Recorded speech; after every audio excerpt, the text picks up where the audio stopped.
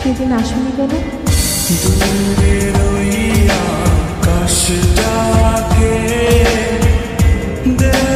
শান্তরি হইতে আমি বন্ধু ডাকি তোমার আমার গোপন নীড়ে তোমার ছাড়িয়া রে আমি কই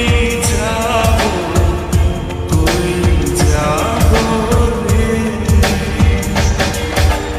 আমার ছাড়িয়া রে বন্ধু কোন দেশে যাবা চইলা